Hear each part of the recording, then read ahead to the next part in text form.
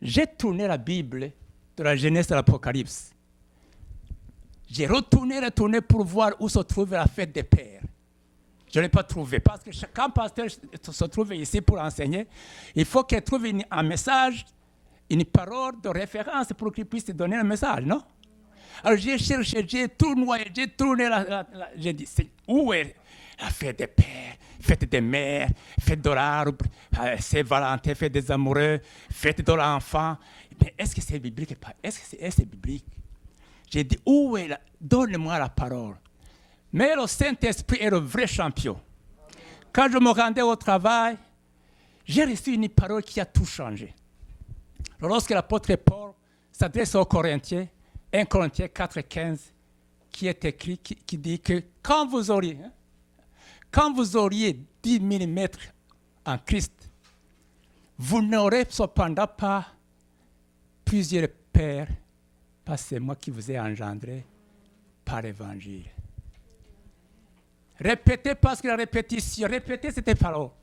Parce que la répétition est une méthode pédagogique que les enseignants utilisent pour que les étudiants assimilent bien la matière. Quand vous auriez 10 mm en Christ, vous n'aurez pas forcément d'être engendré par l'évangile. Alléluia. Éphésiens chapitre 1, verset 17 et 18, il est dit, Seigneur, donne-moi un esprit de sagesse et de révélation dans ta véritable connaissance. Illumine les yeux de mon cœur pour que je sache quelle est l'espérance qui s'attache à ton appel. Amen. Ayez une révélation sur cette parole. Amen. Vous n'êtes pas ici pour écouter Serge. D'ailleurs, moi, la langue française, ce n'est pas une langue maternelle. Chez nous, on parle Kirundi. Kirundi. J'ai appris le français à l'école. D'ailleurs, votre français québécois, je ne le maîtrise pas. Mais je parle le langage du Saint-Esprit. Amen. D'ailleurs, l'Apocalypse 2, 29 le dit. Apocalypse 2, 29, il est écrit, celui ou celle qui a des oreilles pour entendre, entende ce que l'Esprit parle aux églises. Amen. Celui ou celle qui a des oreilles pour entendre, ce n'est pas les oreilles ici, des oreilles spirituelles, entendre ce que l'Esprit parle à l'église. Alléluia. Ici, donc, prêtez l'oreille au Saint-Esprit. Ici, l'apôtre Paul, il ajoute dans Philippiens 4,9. Il dit, 4,9, il dit, ce que vous avez reçu, ce que vous avez appris, ce que vous avez entendu de moi, et ce que vous avez vu en moi, faites-le. Le Dieu de la paix sera avec vous. Ici, je vais faire en parenthèse, Dieu de la paix. Il faut dire le Père de la paix, parce que on utilise Dieu d'Abraham, Dieu de Jacob. Est-ce que vous avez vu Abraham? Dit Père de la paix. Parce que Jésus-Christ n'a jamais utilisé le mot Dieu pour lui-même. Parce que ce n'est pas son Dieu, c'est votre Dieu. Lui est son Père. Lui est son Père. C'est pour lui qu'il disait Père, Père. Lorsque ces disciples ont demandé, Jésus-Christ, apprends-nous à prier comme Jean avait enseigné à ses disciples. Il a demandé, comment vous priez? Ah non, nous prions nous aussi. Il a dit, nous, oh Dieu d'Abraham, Dieu de Jacob, Dieu d'Isaac. Ah oui? Ok. Voici comment il faut prier. Notre Père qui est aussi. Ça, c'est en parenthèse.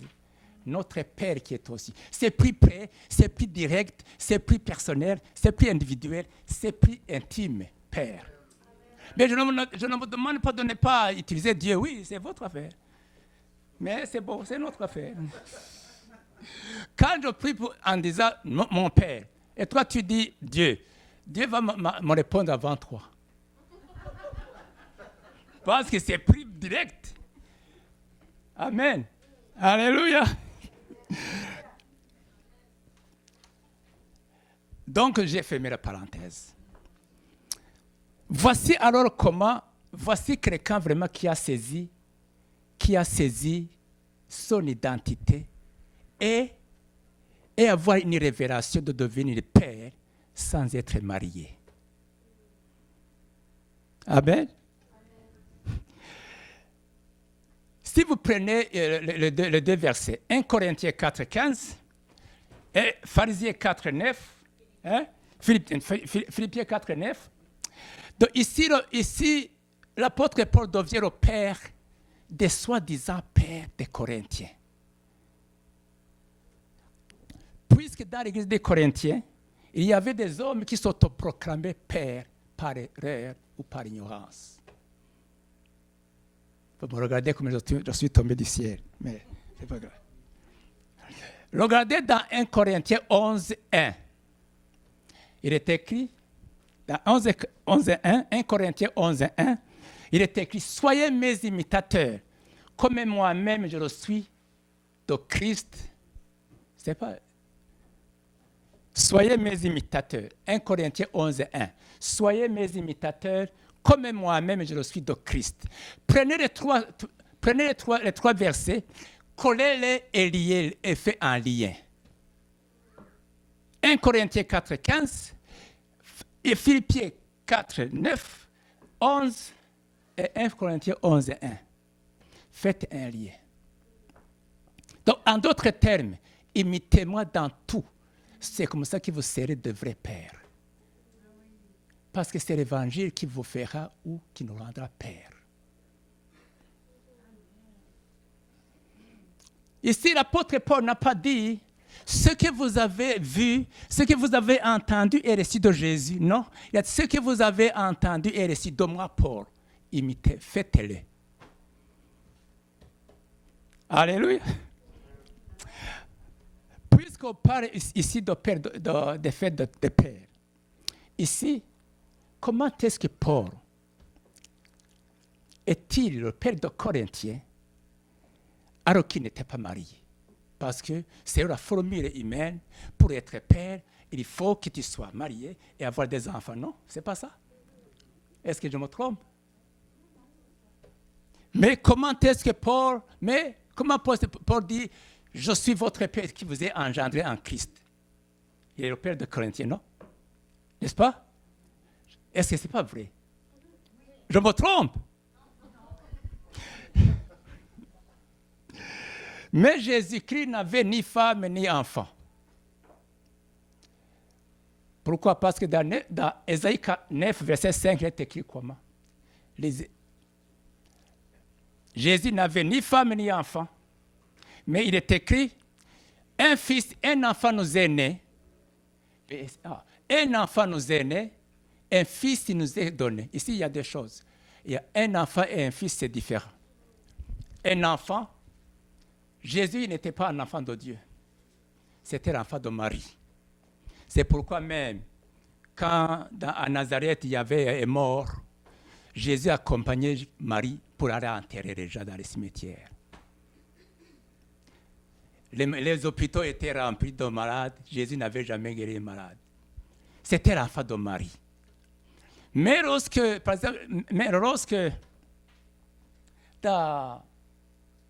ici, il est écrit, un fils nous est né. Matthieu chapitre 3, 17, il est écrit, voici mon fils bien-aimé, en qui j'ai mis toute mon affection. Le mot affection, c'est trop mou. Plénitude, en qui j'ai mis ma plénitude. C'est plus fort. Amen. En qui j'ai mis toute ma plénitude. Voici Matthieu 3. Et Matthieu 4, c'est écrit, tu vois, c'était quand Jésus a quitté Nazareth, le Nazareth là, où il ne pouvait rien faire à cause de l'environnement familial, il s'est rendu à Capernaum. Là, il est écrit que, la Bible, que sa réputation se répandait un peu partout parce qu'il commençait à opérer dans le surnaturel, dans le miraculeux. Amen. On ferme la parenthèse. Alors, qu'est-ce qui se passe ici? Un fils nous est né, on l'appellera admirable, prince de la prince de la paix, on l'appellera le Dieu Tout-Puissant, Père éternel. Père éternel. Amen. Allez. Alors, frères et sœurs, en Christ, moi, je vais vous choquer. Je vais vous choquer un peu. Tout homme marié avec des enfants n'est pas nécessairement père. Mais tout père ayant le caractère du père de référence, celui-ci, il remplit les conditions pour être en même temps père et homme de famille. Amen. Quand Dieu a institué le mariage entre Adam et Ève, il a dit à Genèse chapitre 1, 28, soyez féconds, remplissez la terre,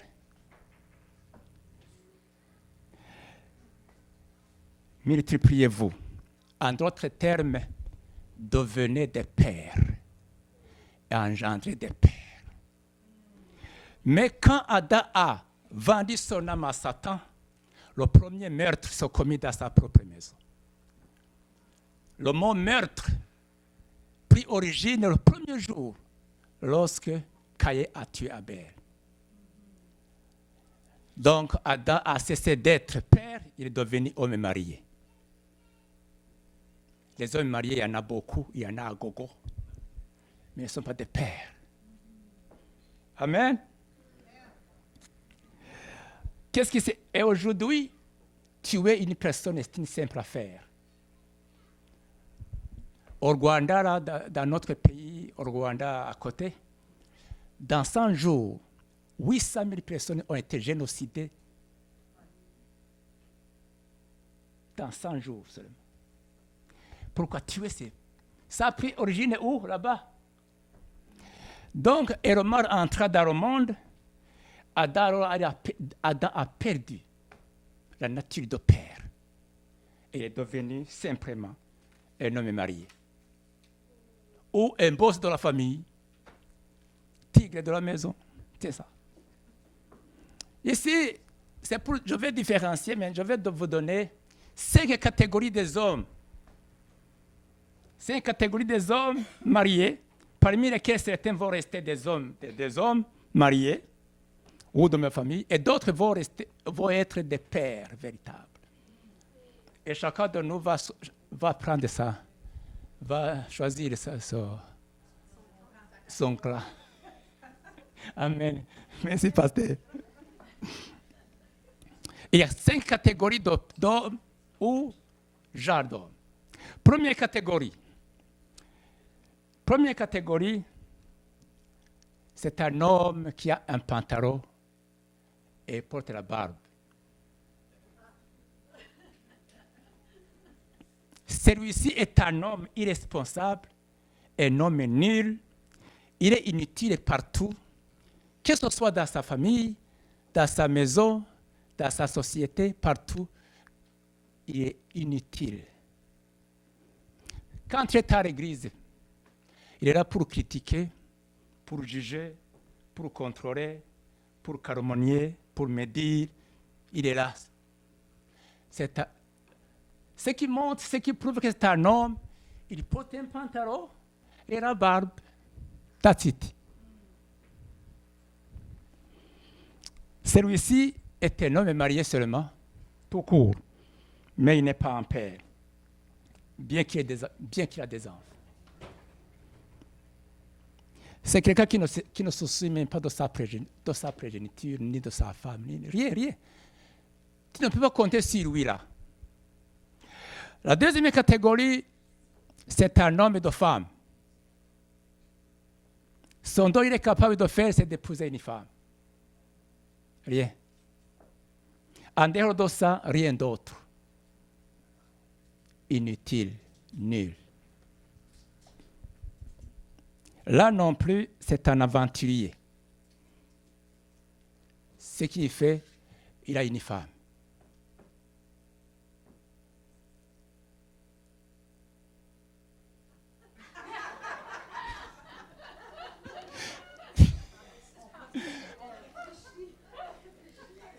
Troisième catégorie, ça c'est différent des autres, de ces deux aventuriers-là. Troisième catégorie, est très différent de ces deux autres, de ces deux hommes. C'est un homme de famille. Celui-ci, c'est quelqu'un qui prend soin de sa famille, de son épouse et de ses enfants. C'est quelqu'un vraiment qui pourvoit aux besoins de sa famille.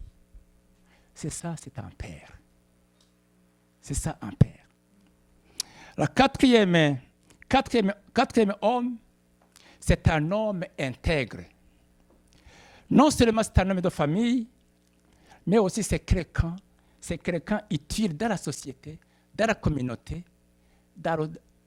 même dans son propre pays. Dans son église, c'est quelqu'un qui est vraiment serviable. Amen.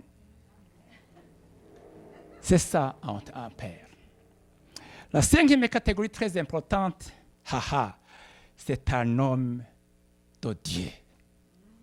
Amen. Celui-ci, c'est quelqu'un qui annonce Christ partout où il est. Partout où il va, dans son cœur, il brille l'envie, le désir de témoigner Christ. Alors, si tu es homme ici, et que tu viens ici à l'église, et après tu rentres, tu reviens dimanche, sans parler de Jésus-Christ à personne, il y a un problème. Il y a un problème. Amen. Donc, en résumé, les deux premiers sont restés des hommes mariés. Comme beaucoup dans le monde ici. Ce sont des hommes mariés seulement. Ils sont mariés. Il y a des enfants, ils sont mariés. Mais les trois autres, ce sont les trois autres qui sont de véritables pères. Amen.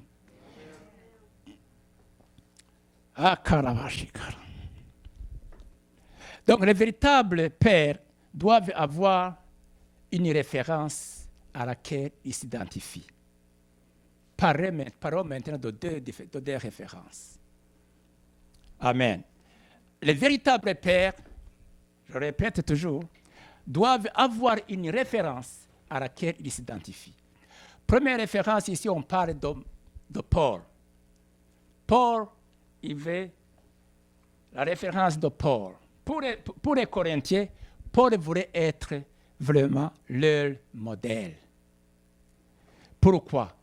Parce que dans cette église de Corinthiens, il y avait, comme je l'ai dit, il y avait ceux qui s'autoproclamaient pères sans l'être par la simple raison qu'ils sont mariés et ont des enfants. Pourtant, dans une église de Corinthiens, dans cette église de Corinthiens, vous reconnaissez son caractère.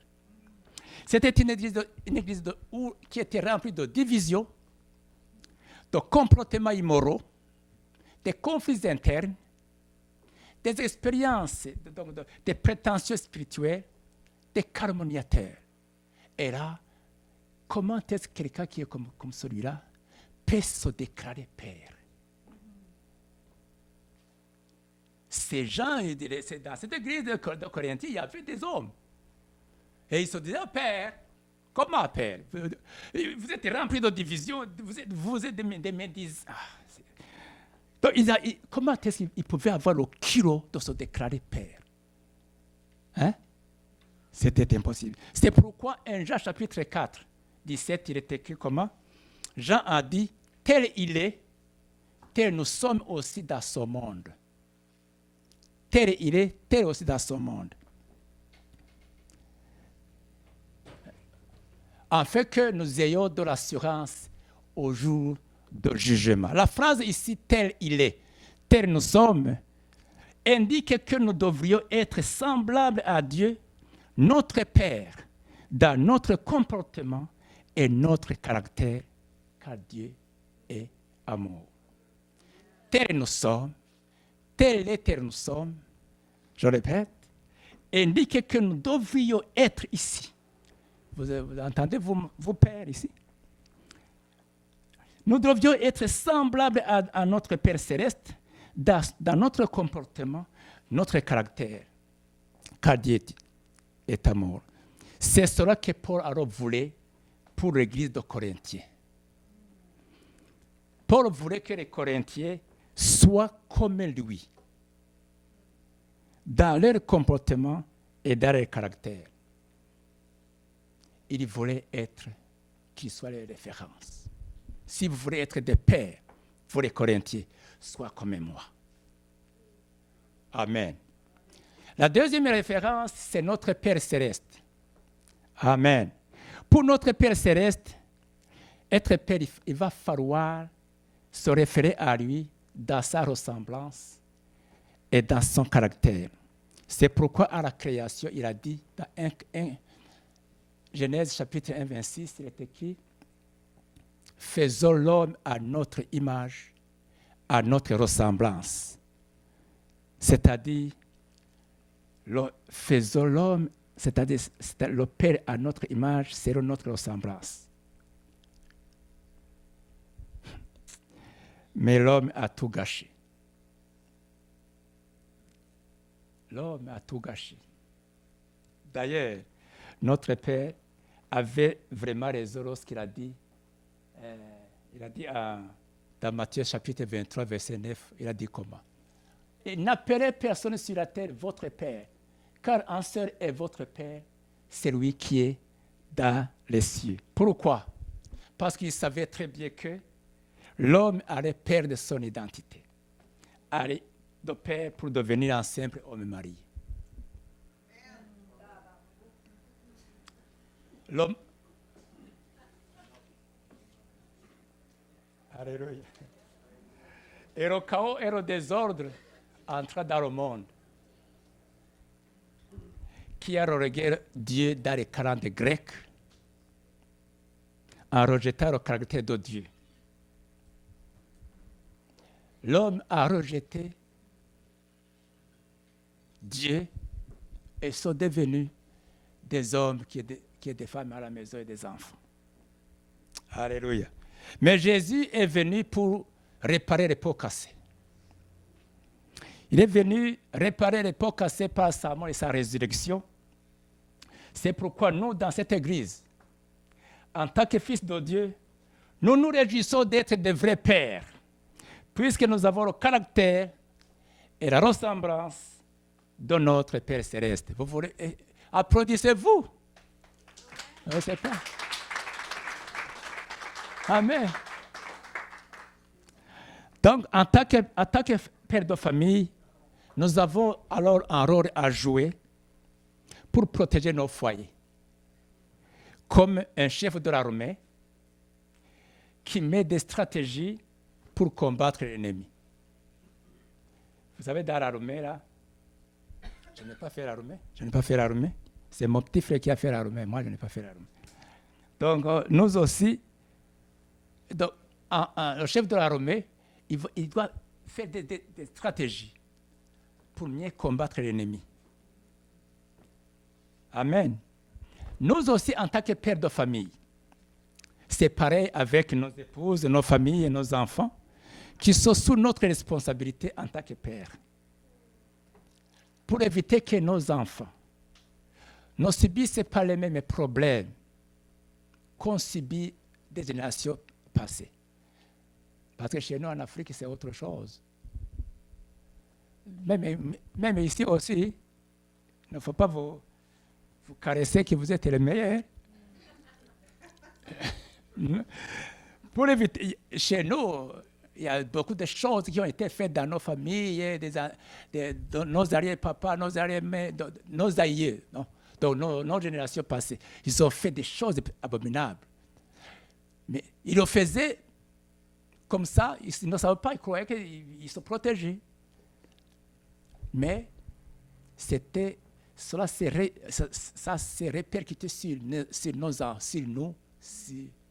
Donc, il fallait que nous aussi, nous, en tant que des enfants de Dieu, nous devrons quand même déraciner toutes ces pratiques et donner aussi à nos enfants de bons conseils. Priez pour nous, priez pour les enfants, afin que nos enfants ne subissent pas les mêmes sorts. Amen. Donc, nous avons alors à jouer alors pour éviter que nos enfants ne subissent pas les mêmes problèmes générationnels. à l'avenir, notre rôle est de prier, de donner des conseils pour briser les liens qui nous lient à nos aïeux. Donc, amen. Yeah. Est-ce que j'ai dépassé? Amen. Donc, je pense que j'ai fini. Vous attendez autre chose? Hein? C'est pas bon?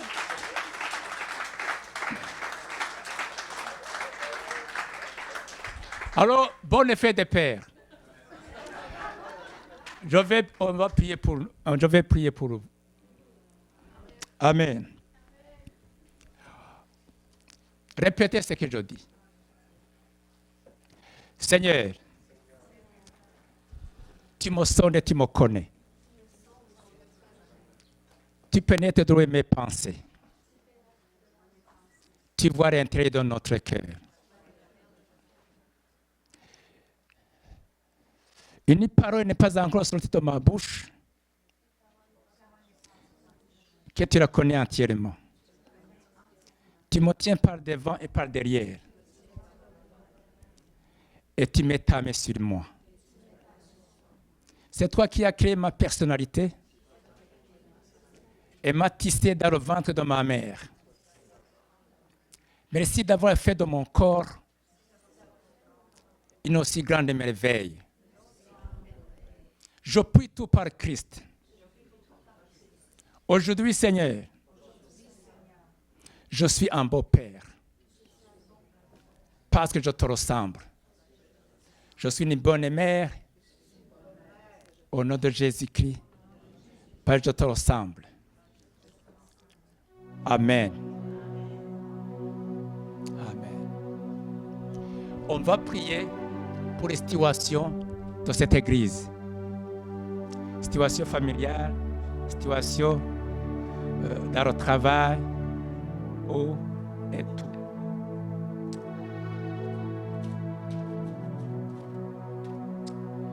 Seigneur Dieu Tout-Puissant, Dieu de notre salut, Dieu de la fidélité.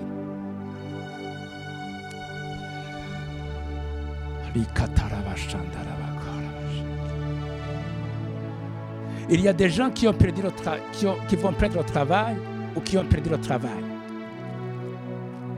Mais au nom puissant de Christ crucifié et ressuscité, nous déclarons ici, quand Jésus-Christ avait appris à ses disciples comment prier, il a dit que ton règne vienne. Le mot que ton règne vienne signifie beaucoup de choses. C'est-à-dire que le système du ciel, le style de vie du ciel viennent ici dans notre vie, alléluia, pour remplacer le système de ce monde. La Bible dit dans Jean 17, alléluia, nous sommes dans le monde, mais nous ne sommes pas du monde. Au nom de Jésus-Christ, le monde n'a plus de pouvoir sur nous. Dans le nom puissant de Jésus de Nazareth. Monde, Jésus a dit, alléluia, je ne te demande pas de les ôter du monde, mais de les préserver du mal. De les préserver du mal du monde. De les préserver du mal de ce monde. Au nom puissant de Jésus. Le monde ne peut pas nous affecter. Alléluia. Le monde ne peut pas décider sur nous. Au nom puissant de Jésus de Nazareth. Si tu as perdu le travail ou tu vas le perdre, écoutez-moi au nom puissant de Jésus-Christ. Alléluia. Ton boss, ce n'est pas le monde. Le boss, c'est Christ. Au nom de Jésus-Christ. Ton employé, c'est Dieu. C'est notre papa. Ce n'est pas le monde. Au nom puissant de Dieu. La Bible dit, nous sommes dans le monde. Mais Dieu nous a dit, préservez-les du mal. Le mal du monde. Au nom puissant de Jésus-Christ. Nous déclarons maintenant, dans le nom puissant de Jésus-Christ, que nul ne tiendra debout devant nous tant que nous vivrons. Au nom glorieux de Jésus de Nazareth. Alléluia. Alléluia. Alléluia. C'est Dieu, c'est notre papa qui décide au nom puissant de Jésus. C'est lui qui nous emploie au nom puissant de Christ crucifié et ressuscité. Je prie pour tous ceux qui sont malades Au nom de Jésus de Nazareth, alléluia. Dieu a dit, le papa notre Dieu a dit, je ne vous frapperai pas des maladies dont j'ai frappé les Égyptiens, car je suis l'Éternel qui vous guérit. Au nom puissant de Dieu. Nous nous attribuons de cette parole au nom de Jésus de Nazareth. Je proclame la vie dans le nom puissant de Jésus-Christ. Je proclame la vie que toute personne qui est malade, qui est chez lui, dans la maison, dans la maison, au nom puissant de Jésus-Christ, je déclare oh, Alléluia.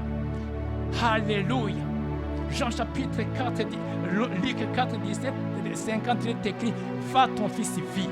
Va ton fils vit. Dans le nom puissant de Jésus de Nazareth, que tous, je proclame la vie à toutes les personnes qui sont malades, dans le nom glorieux de Jésus de Nazareth.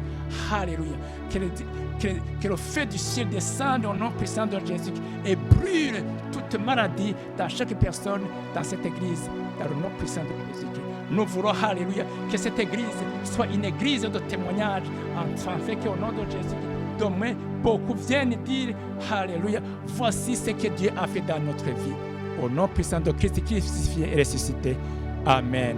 Bonne fête de Père. Amen. Merci beaucoup, Serge. Est-ce que quelqu'un souffre de maux de tête en ce moment? Je sentais que le Seigneur voulait guérir quelqu'un qui a mal à la tête. Juste lever la main si c'est votre cas. Peut-être c'est quelqu'un qui nous écoute à l'écran. Dans le nom de Jésus, on commande à ces maux de tête, à toute migraine, d'être renversés maintenant, de disparaître. Au nom de Jésus, j'appelle la guérison complète. Au nom de Jésus. Juste en terminant, je veux reprendre ce passage de Ésaïe 9,6. « Car un enfant nous est né, un fils nous est donné, Jésus. Et la domination reposera sur son épaule. On l'appellera admirable, conseiller, Dieu puissant, Père éternel, prince de la paix. » Est-ce qu'on peut croire que tous ces titres-là qui ont été attribués au Seigneur Jésus-Christ nous sont aussi attribués? Parce que tel il est, tel nous sommes. Et notre frère a déclaré des prières par rapport à vos circonstances qui sont difficiles, qui sont éprouvantes. Mais réalisez que cet esprit de conseil, que cet esprit qui domine toutes choses, qui domine sur les eaux, qui domine à travers les tempêtes, demeure en vous. Alléluia. Père éternel, tel il est, tel vous êtes aussi. Cette capacité à être un père, à être une mère spirituelle, prince de la paix. Alléluia, tel il est le prince de la paix, tel nous sommes les princes de paix, les princesses de paix, ceux qui établissent la paix. Seigneur, viens enraciner en nous cette révélation de qui nous sommes en toi. Et on choisit aujourd'hui de se lever, lever dans la révélation de notre véritable identité. Alléluia, tel tu es Jésus, tel nous sommes.